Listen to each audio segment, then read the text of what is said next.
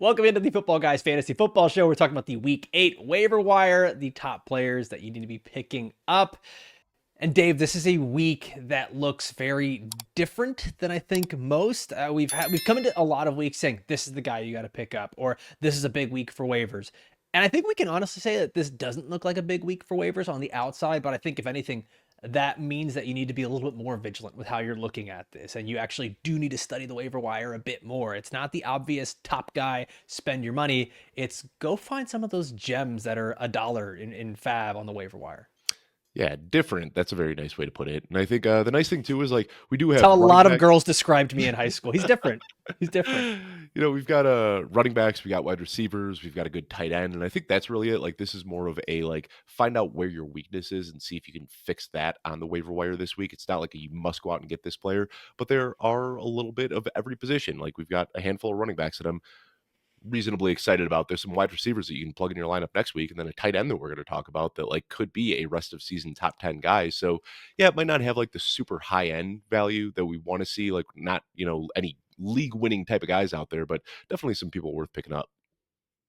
By the way, I didn't do the introduction thing that I normally do. I'm Alfredo Brown, joined as always by Dave Kluge. This is the Football Guys Fantasy Football Show. If it's your first time joining us, please take a second to like this video, comment down below with your waiver wire questions. We'll get back to them. If you're listening on Apple or Spotify, take a moment to leave a review. It helps us out a ton. Dave, we're going to go back to the waiver wire and do our rankings of the players on waivers, put them into tiers like we have before. Let's start with the top player right now.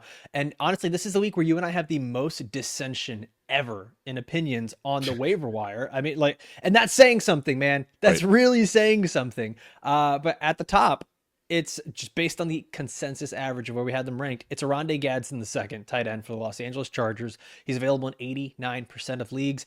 Dave, he's my top waiver wire ad. He's your number 4. I think that just kind of goes to show what this week of waivers is like. I kind of did this. I look at him as he's the full-time starter, Yeah. 80% plus snap share.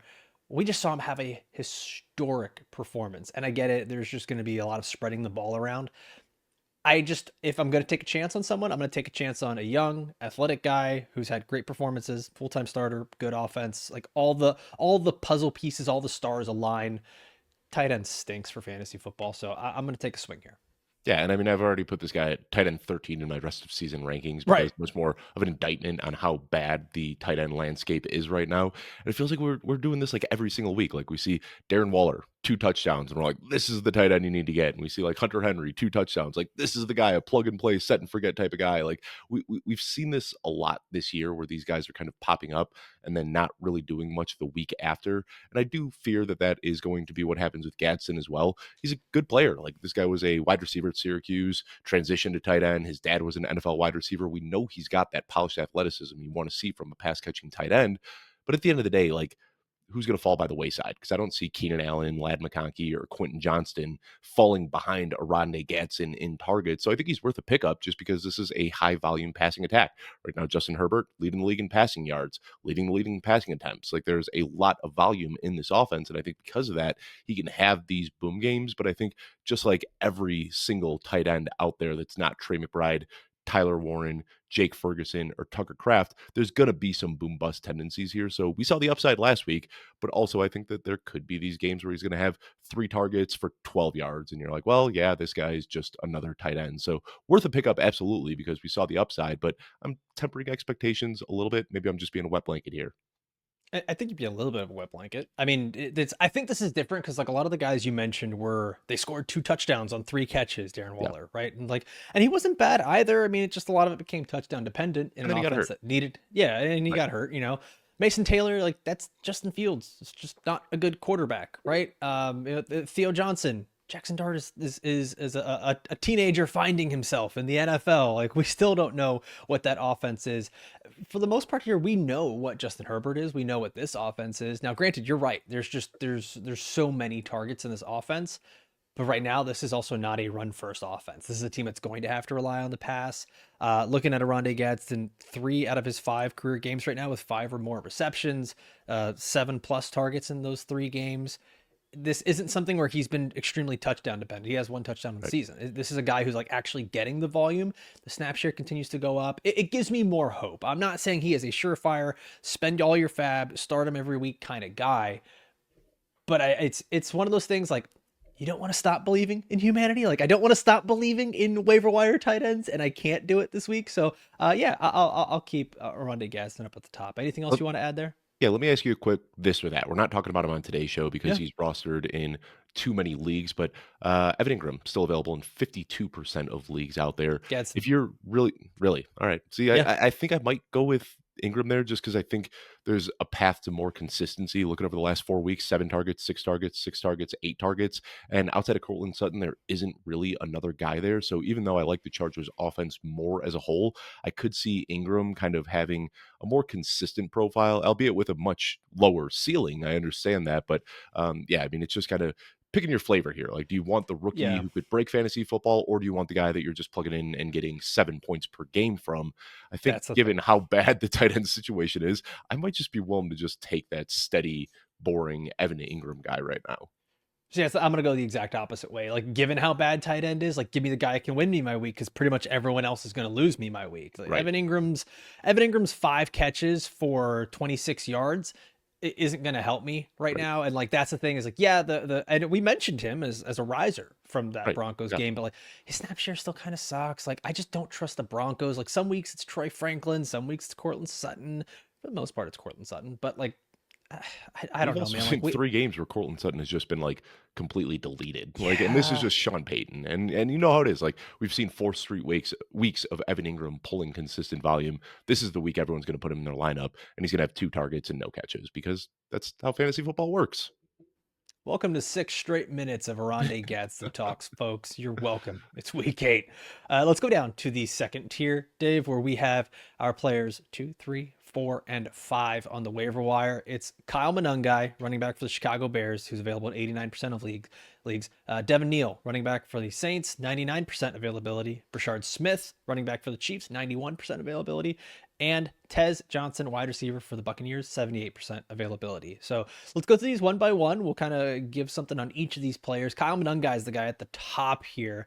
I think he's a fine player. I don't want to say he offers a 0 in the passing game, but he kind of offers a 0 in the passing game. Like it's not much. DeAndre Swift has looked good. I think a lot of that is just simply the Bears' running attack looking better. Their zone run scheme has looked a lot better. The offensive line has played better. This has been a team that's been able to run the ball, um, but with Swift playing well and the schedule kind of easing up for Swift, it's still a split.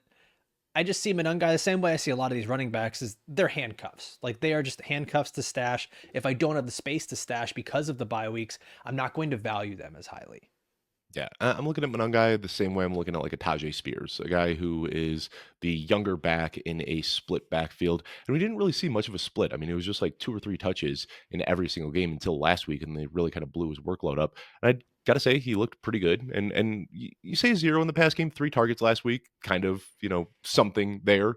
Definitely not a pass catching back the way that DeAndre Swift is, but what we saw was them just like taking Swift out for entire drives and putting Kyle Monangai in. So I think it is in Ben Johnson's philosophy to want to split a backfield. You look at Chimere Gibbs and David Montgomery, you look at DeAndre Swift and Jamal Williams. He's always kind of split backfields up a little bit, and we didn't see much of that early in the year. But I can't help but think about these comments that he had in training camp, where he said Monangai is one of those guys that, like, as the weather turns cold and games get more physical, he's the type of guy that we can lean on late in the season. And well, I know down in South Florida it's still pretty warm, but out here in Colorado it's cold. Leaves are falling off the trees. It feels like it's getting late in the year here. So maybe this growing role that we're seeing for Kyle Monangai is a little bit more intentional than just like a one game fluke. DeAndre Swift is the fast guy, and he has looked really, really good in recent weeks as the interior offensive line is starting to improve.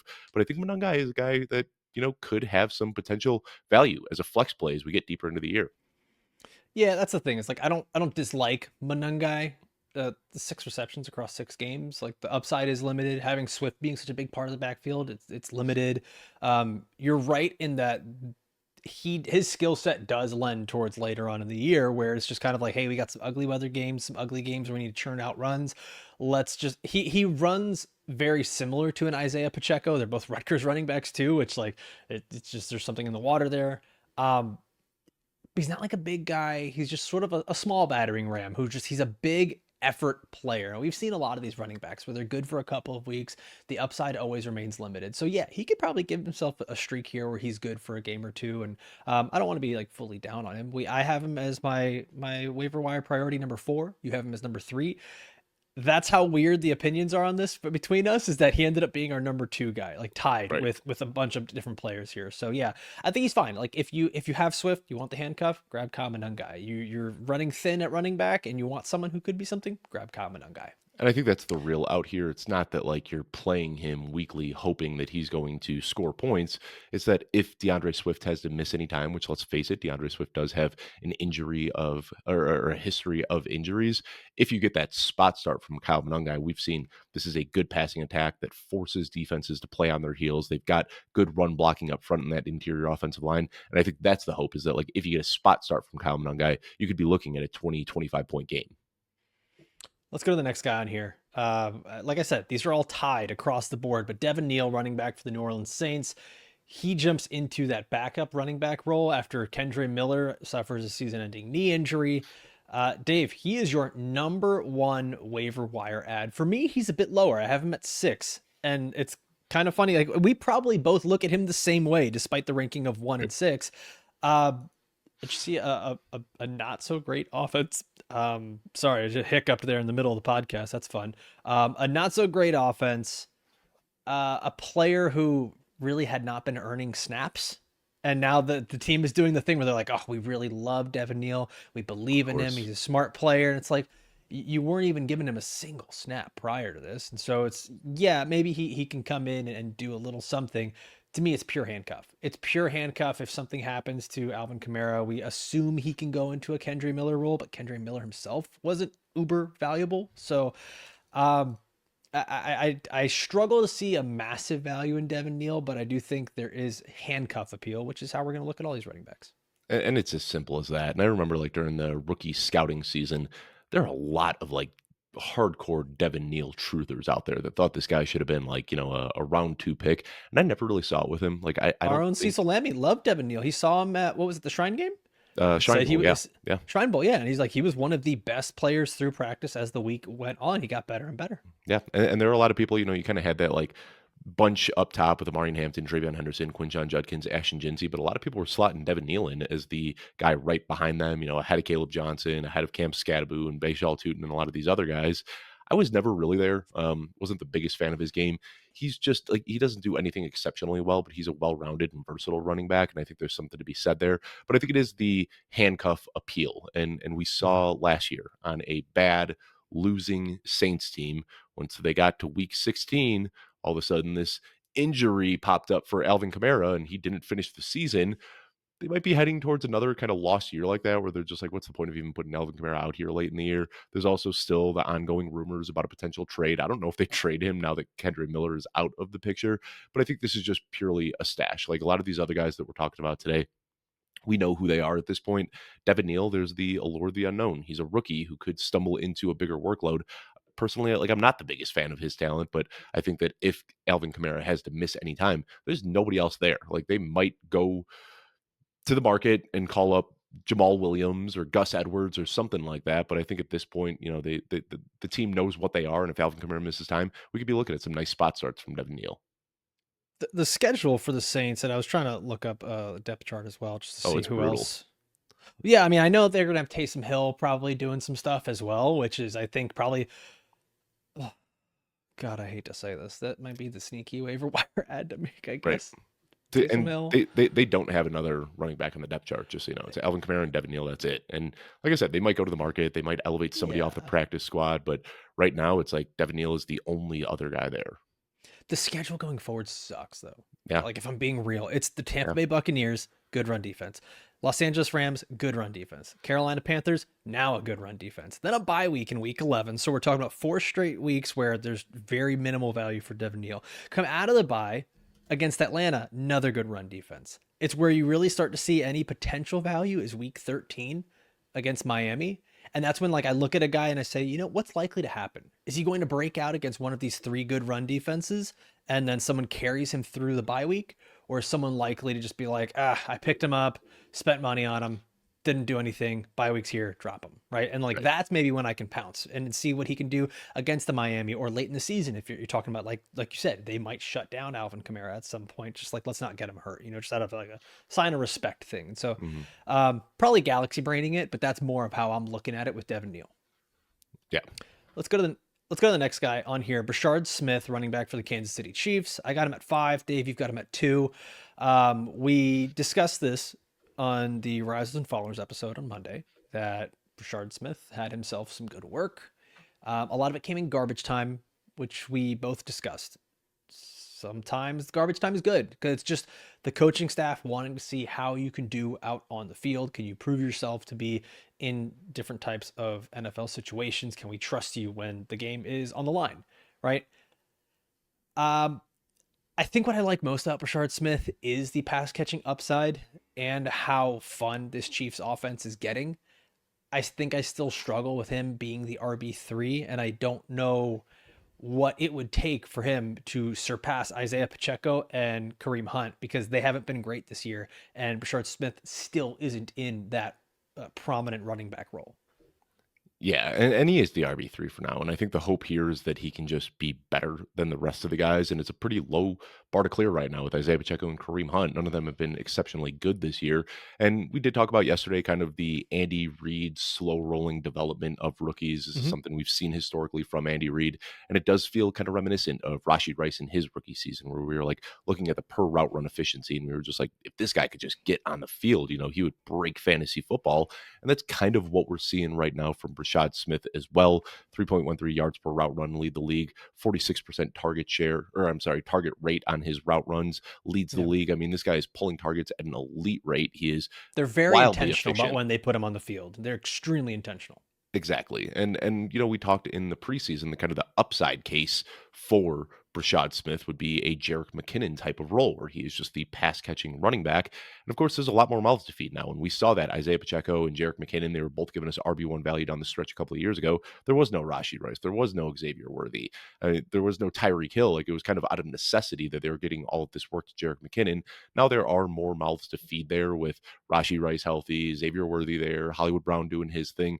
But I still think that there could be an out where we have seen so many of these kind of hybrid running backs in Andy Reid's system.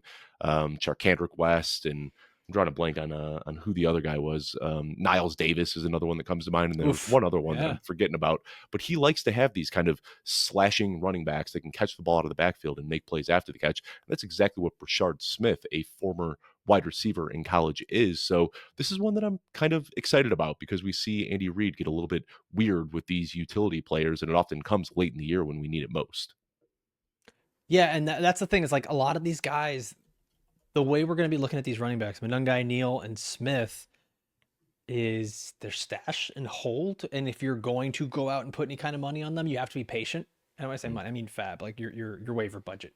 Be patient, like the understanding that they might not produce for you this week. You're probably not going to start them over the next 2, maybe 3 weeks, but all of a sudden, 4 or 5 weeks down the line, this is like using a late round draft pick, but doing it in the middle of the season because you can sort of see the forest for the trees at this point. Like you can see what the team is doing, where there's a path. You're not totally guessing on this, you know.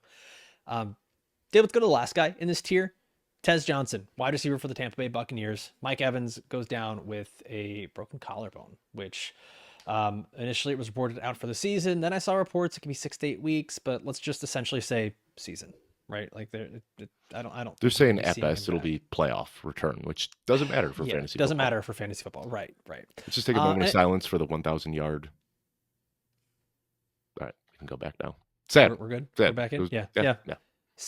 Sad is your Dave's official statement on Mike Evans. Sad. But Chris Godwin is the other player who like we're wondering when he's coming back. He's had the fibula injury. He was recovering from an injury before the season started with his ankle, and it's just been kind of a thing where I've heard a lot of medical people just be consistently worried about Chris Godwin and what his recovery looks like, what his return to form looks like. Um, Tez Johnson was a guy who really, really liked coming out of Oregon. I had him ranked pretty highly in my rookie rankings. And then all the measurables came in, and the measurables just absolutely killed him. You know where And his size adjusted speed, like on a 1 to 100 percentile, you know where he ranks in that size adjusted speed score? Because he's a like little and horrendous, slow guy. like 30 or like 2 20. Like, it's just horrible. Yeah. 2%. Like what of like Like that's where I would be. right. Exactly. Yeah. I mean he's a But as you can little see, we're slow not the guy, same but athlete. can It's you do a backflip as well? no, I can't. I can barely roll around. I can barely do a cartwheel, dude. Like I can't even get my legs straight for when I do the cartwheels. My flexibility is that bad.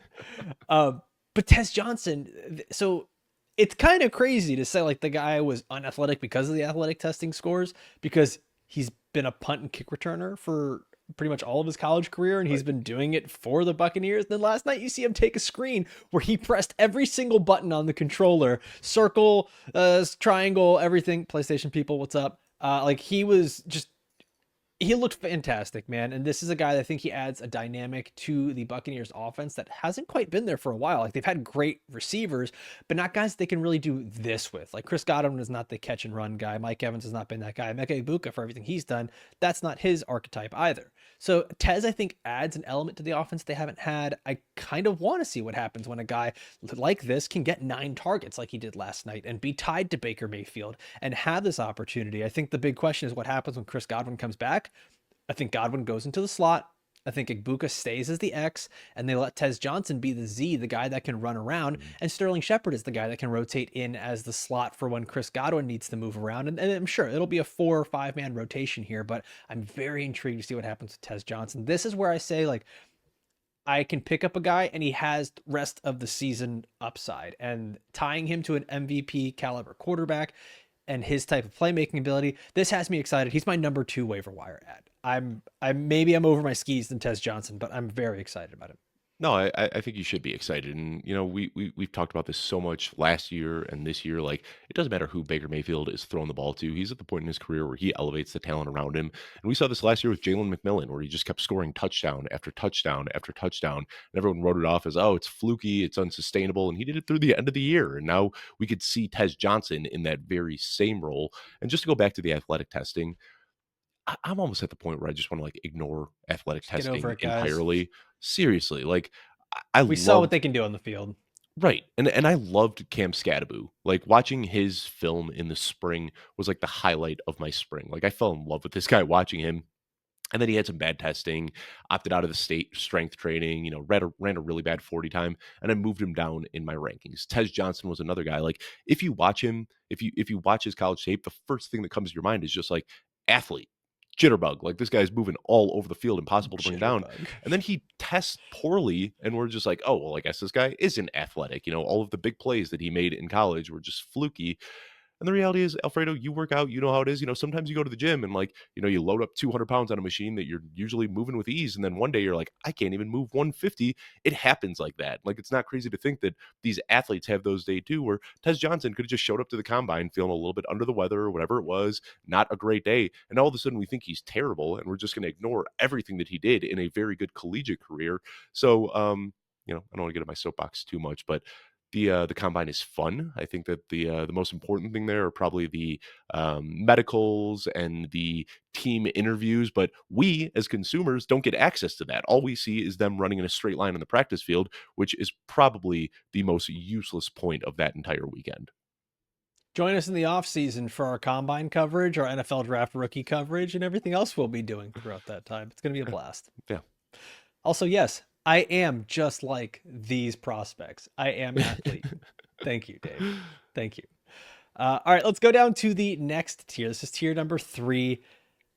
We've got Isaiah Davis, running back for the New York Jets, available in 89% of leagues. Alec Pierce, wide receiver for the Indianapolis Colts, available in 87% of leagues. And Elijah Arroyo, tight end for the Seattle Seahawks, available in 94% of leagues. And Dave, we're going deeper and deeper into the waiver wire here, where I honestly think some of these guys we're starting to list, like Pierce, Arroyo, and like the next guys, probably aren't getting picked up in leagues. But I'm sure, like every episode, we're going to have people say, these guys are all already on rosters in my league. None of them are available. Well, don't worry. We've got four more players after this for you.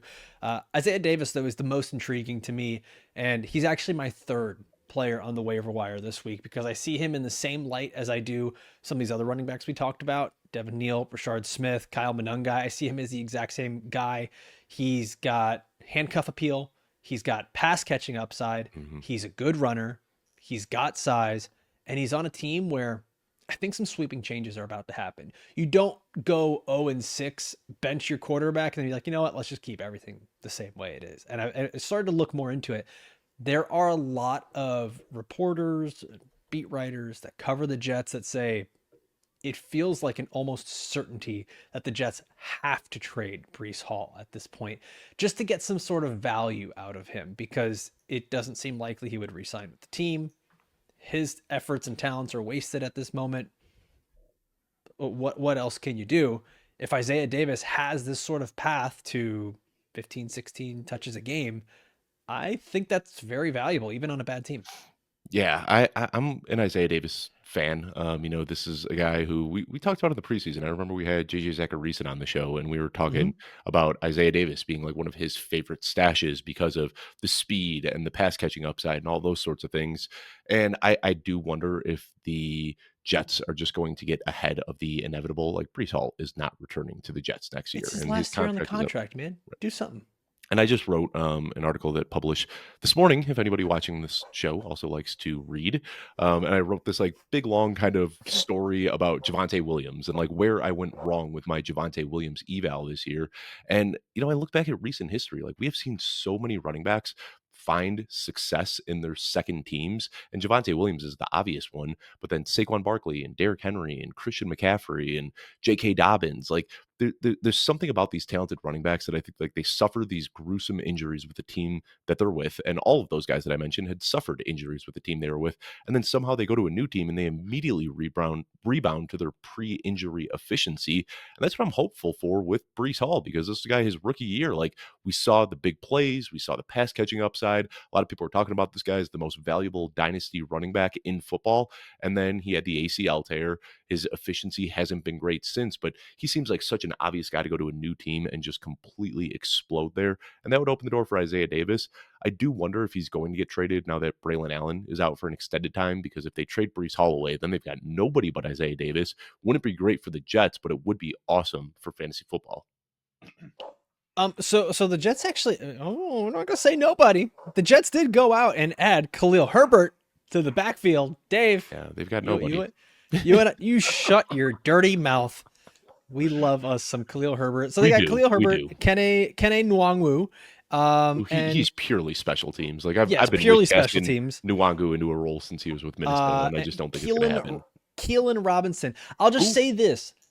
Keelan Robinson. Don't do the who cares, okay? No one's done that to me since high school, and I won't fall for it again. It was former Texas running back. Anyways, it's weird that the team would have 1, 2, 3, 4, 5, 6 running backs on their active roster, and then Andrew Bech, a fullback. That's a lot of backs. That's a lot of backs to have. Like, it just makes no sense to have that many. Oh my gosh, do they have 1, 2, 3, 4, 5, 6, 7? They have the same amount of backs as they do wide receivers. Insane. Yeah, and they're talking about trading one of their wide receivers too. It sounds like Allen Lazard is going to be there long. He was even there? Yeah. He was there? I know he was literally, but I'm just sitting like, what is he doing? He's not there figuratively. Anyways, yeah, I think that's the idea. Like, Isaiah Davis hasn't shown anything on the field where you're going, yeah, man, you see how many runs he's getting, how many touches he's getting. He is getting work in the passing game. Is a small sample size in rushing, but the snap share went up. Like, it was almost a pure 50-50 split in a close game, which is very weird. In a close game where they bench Justin Fields, Aaron Glenn's talking about, like, I'm going to go talk to other coaches that have been in bad situations and see how they feel and what to do here, and how to split the backfield. Like, there's just so many things going on here. It would not surprise me, Dave. The Jets play Cincy in week 8. It's a good time to let Breece Hall just run free. Have himself a big game against a bad run defense. Trade him before the trade deadline. Get some value. Then you've got the bye week in week 9. and then just send Isaiah Davis to go run against the Cleveland Browns and get absolutely eaten up. It could Yeah, happen, yeah. I mean, Isaiah Davis definitely worth a pickup, but what do we even get it's excited about here if, like, I Breece don't Hall is know. gone? Like, this team is bad, bad, and I think that, like, having Justin Fields out there, at least, like, there's a threat of another rusher out there that keeps defenses a little bit more honest. Tyrod Taylor, he can run, but, like, not the same way Justin Fields can. Um, You're hoping for a PPR scam with Isaiah right, Davis. Like that's 100%. Yep. any running back, even an average running back on a bad team, if he's getting 15, 16 touches, he's worth a roster spot. And I think like that's like the ultimate thing that we're getting to here. All right. My dogs are going crazy. I don't know if you can hear it. They do not like the Jets. Next player in this tier, Alec Pierce, wide receiver for the Indianapolis Colts. I've got him at 8. Dave, you've got him at 6. This was a big game for him, big performance for him. We see this, I want to say like once every 6 to 7 weeks with Alec Mhm. Pierce. But we got the 10 targets. For me, what it stood out is 10 targets, but the same snap share. No Josh Downs in this game. A sort of down game for Tyler Warren. Um, uh, Alec Pierce, he's getting used in different ways. Like he's not purely the downfield guy anymore. Right. I just don't know that I see enough here to make him worth the waiver wire ad. That's why I got him a little bit lower. I think once Downs is back, you've got Warren, you've got Downs, you've got Pittman. Pierce goes back to being 4th, and actually with Jonathan Taylor 5th on the team potentially in the pecking order. I just think this is one of those like standalone games. Yeah, probably. And I think like we do see that there might be some contingent upside here if Josh Downs has to miss any time, which is weird because they play very different roles. You know, Alec Pierce is not the slot receiver there in Indianapolis, but just fewer targets to be distributed to, or the same Yeah. amount of targets to be distributed to fewer players means that more are going Pierce's way. Probably not a guy that I'm like clamoring to get into my lineups, but was a fun best ball pick this offseason because, you know, he's got that big play upside. Haven't really seen the big plays yet, but we're starting to see him expand his route tree, run some routes across the middle of the field as well. Fan of Alec Pierce, the player, but yeah, with how much they run the ball and the other pass catchers there, probably not picking him up outside of like the deepest leagues that I'm in. Last guy on here, Elijah Arroyo, Dave. Seattle Seahawks rookie tight end. He started to see a little more work last night. I've got him at 7. You've got him at 8. He's available in 94% of leagues. Uh, I don't know if there's much to say here other than it's a fun prospect, some good athleticism. Someone else in the Seahawks needs to be able to catch passes that's not named Jackson Smith-Njigba. And we saw the highest workload of the season for, and it, well, technically his career for Elijah Arroyo last night. They started to work him pretty early, almost scored a touchdown last night early in the game. And then the Seahawks, they got ahead pretty early and just didn't have to pass the ball as much. So we saw a heavy dose of Zach Charbonnet and Ken Walker, and that's still incredibly frustrating. Don't want to get into that. We'll do that another day. I Elijah, still prefer AJ Barner to Elijah Arroyo. Is that crazy? Like he's still a getting more little. snaps, he's still running more routes, and Arroyo got some targets last week, but it does seem like Barner is still the tight end one there. But even that, like this is a low volume passing offense. Jackson Smith-Njigba was taking like 35% off the top for himself immediately. And then you're looking at Sure. AJ Barner and Elijah Arroyo kind of splitting snaps here. And it's funny, like AJ Barner, I think a lot of people just look at him as like this I don't want to say nobody, but I don't think there's a lot of excitement about AJ Barner, but still just 23 years old. Like he kind of got lost in the shuffle last year when they were changing so many things up, you know, getting rid of Tyler Lockett, DK Metcalf dealing with his injuries, the Jackson Smith-Njigba breakout. There was so much going on last year that AJ Barner just kind of got lost in the shuffle, but he does feel like that typical kind of Kubiak tight end, the guy who's a really good blocker, the guy who can also get down the seam and make plays after the catch as well. I don't know if I'm crazy about Arroyo or Barner. They're both good football players, but I don't see a path to fantasy relevance for either. I can see a path to relevance for Arroyo because of the athleticism, because of the draft capital and like who he is and them wanting to use him a bit more. His run after catch ability is what inspires me the most. Like Barner has been a touchdown or bust guy. He's not usable unless he scores a touchdown. With Arroyo, he may not end up being anything. Because Barner is there blocking him, like from getting more snaps, doing more things. But I think as this team continues to like get deeper into the season and they say, okay, we're actually competitive. We're looking at playoff spots. We need to have more players other than JSN able to catch this football. they're sending screens to Elijah Arroyo. Like they're doing things where last night I initially looked and I was like, oh, Torrey Horton. No, that's Elijah Arroyo. And Yeah, like they were just doing things with the tight end you don't typically see. And so like it does seem like there is an intentionality about it. Seahawks do have the bye week coming up, so we could see that post bye rookie bump. This is extremely speculative. Like I have him at right. 7, you have him at 8. There's not like a huge disparity here in how much more I like Elijah Arroyo. All right, let's go to the final 2 tiers here, and this is going to be tier number 4. We've got wide receiver Jack Bech for the Las Vegas Raiders, available in 93% of leagues, and Jaylin Noel, wide receiver for the Houston Texans. Both these guys are rookies. Both these guys very, very available in 93 and 96%. I've got Bech at 9. You got him at 10. I've got Noel at 10. You've got him at 9. Same. Right. I think we can kind of talk about them in the same breath as well. These are guys that, due to injury or just lack of good targets on the team, they are getting some run and they're getting a little bit more snaps and a little more targets, but it just nothing has quite come to fruition. Liked both of their prospect profiles. I was very high on Jack Bech. I still think this can be something. He fits perfectly into the Jakobi Meyers role. There's a lot of the Jakobi Meyers trade talk. There's the injury there. Texans, Nico Collins gets his concussion this past game. And really, there hasn't been, Christian Kirk has been out. Jaden Higgins hasn't turned into anything.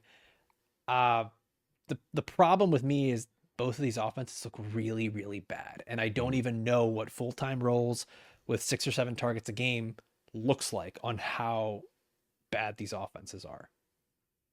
Yeah, and I think that's it. I mean, I'm a huge fan of Jalen Noel, so to see him like coming out last night, it's kind of that go-to option when Nico Collins was out, gets me really, really excited. This was a guy that I was just like gushing about during the entire rookie process, and I know you were too.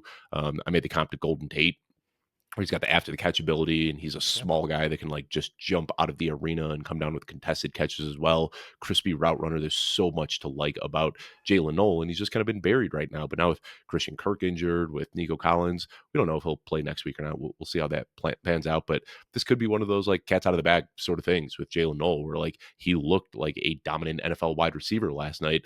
But again, the Houston Texans just don't look that great. This is a guy that we're talking about like at the very end of the waiver show that we have admitted isn't a great week for waivers. So worth a pickup and a stash in your deep leagues, but still tempering expectations regardless of how much I like the player. Yeah, I don't think there's too much to add there. It's just this is deep league waiver wire stashes, especially with like trade rumors with Jacoby Myers. I think Jack Right. Bech becomes fun. Wow, dude, does CJ Stroud look bad? Does he look just he and Trevor Lawrence are in the category right now where I just call him goofy. Trevor, CJ, Tua. The 3 Yep. of them just look absolutely as goofy as possible out there. That's the crazy thing is like they're all actually very talented players. They look like any third string quarterback that just walked into a game right now. It's And just horrendous. just like weird decision making too. Like one, like The CJ CJ Stroud, Stroud his running footwork. straight back into the end zone? Right, that was awful, but then also, like, just his footwork is a mess, like, you see him every time he Mm-hmm. drops back, just, like, happy feet in the pocket, He's terrified. like, he looks terrified, and then he had that one play where, like, he had, like, an easy just, like, run up the middle, like, he stepped up into the pocket, there was nobody in front of him, and it's like, "Oh, CJ Stroud is just gonna, like, pick up the 6 yards for a first down," and instead he just rifles the ball at Nick Chubb, like, one of the worst pass catching running backs in the NFL. I don't know what he is doing, but, like, it's the same thing as Trevor Lawrence, like, you see these throws every now and then where it's just like that arm talent is unbelievable, but then just like the decision making is just so bad. It's really rough. Let's go to the final tier here, and this is for the deepest of deepest I can't leagues. believe you're making me even talk about these guys. We don't have to. We don't have to. Do you just want to leave people in mystery there? Thanks for No? tuning in. Okay. Everyone come back Good, tomorrow when we talk about our favorite goodbye. takeaways from week 7. We already did that. Tomorrow's the trade episode. Pay attention. Yes. Uh, final tier, wide receivers, Chris Moore, and I've heard it both ways. I've heard Chimere DK and I've heard Chimere DK. At So least you didn't say it the way that I DK, did the first time I mentioned him in February. nope, nope, nope. Yep, let's go delete that one off the YouTube. Rookie wide receiver for the Tennessee Titans. How about that, DK? Yeah. Just leave it at that. Mhm. Listen, I don't even know what to say here, man. Like Chris Moore, Debo's been hurt with the heel thing. We don't know how long that's going to be, you know, how long that's going to keep him out. Terry McLaurin's been out. It's not looking good. But now Jaden Daniels is hurt. The Washington Commanders just look like an absolute mess. Chris Moore, he's getting a few like long passes per game, but nothing is really coming to fruition where it's like, this is a guy that's getting, you know, ample targets. This is a very, very desperate wide receiver 5 or 6 type thing if you're in a deep league with a lot of buys and a lot of injuries. And then Dike is a guy who, like, his role has actually grown throughout the season. Yeah. Tyler Lockett got his release. Okay, cool. Like, I don't know what it means to be the wide receiver 2 or like the third leading target earner or fourth leading target earner on the Titans right now. It's just such a bad team. Like, both these are bad teams. The players are fine. I just don't know if they matter for fantasy, but if you've got really deep league, a lot of injuries, a lot of buys, sure, it's worth a look. Yeah. DK is a fun player, you know, very athletic and yeah. Seems like a good I don't know, person. man. Yeah, like these guys. Probably a really nice guy. I think these are like dynasty stashes. So like if you're in like a Oh, start they're already 10, on dynasty teams for sure. yeah. You know, Jeff Bell has Chimere DK like stashed on all 47 of his dynasty rosters. I remember talking about DK in the preseason just because like he was drafted before Alec Iomanor, and like people got really excited about Iomanor, and I was like, well, DK got drafted a couple rounds earlier. Like maybe I did not there's like something DK's here. film. I did not like his film. He's a big play guy. Yeah, he's gonna get 5 targets for 1 catch, and it'll be a 62-yard bomb or a catch and run. He's got a lot of drops on his film. He's not the best route runner. He reminded me a lot. He and Isaac Tesla, to me, were very similar prospects. Tesla is on like one of the best offenses in football, and you're not even rostering him. So why would you want to roster a guy who does a lot of the same things on one of the worst offenses in football? We got to talk about him because, you know, he scored a big touchdown last week, and that's exciting, but probably not clamoring to get Chimere DK on many of my fantasy teams. Yeah, this was a fun show. Just commiserating. It's a bad week, dude. It's a bad week. We tried to bury the lead a little bit. Like, we want people to stick through and watch this week sucks for waivers. Okay, welcome. We said Don't it. waste your time watching this episode. But yeah, now that we're 40 minutes in, we can say it. Yeah, this is a bad week for waivers. We suckered you into watching this episode. Gotcha. If you made it this far, prove it. Let us know in the comments. Tell us that you made it all the way to the end where we said that this is just an awful, awful show. Thank you for taking the time. You know what that means, though, Dave? Check out this spin. With it being a bad week for waivers, there's a lot of injuries, there's a lot of buys. This is where you need to look at some trades. And we're going to be back tomorrow with our week 8 trade episode, looking at some trade targets there. We'll get a fun spin on this, you know, something that's going to help you turn your season around, help you reach the playoffs, something like that. This has been, you know, we're in the middle of the season. This is put up or shut up time. This is where like it's going to be make or break. All the fun, you know, little phrases that we want to use there for your fantasy team. So make sure you are locked in tomorrow. As always, I want to thank everybody for watching or listening all the way through. For myself, for Dave, we'll see you next time. Adios.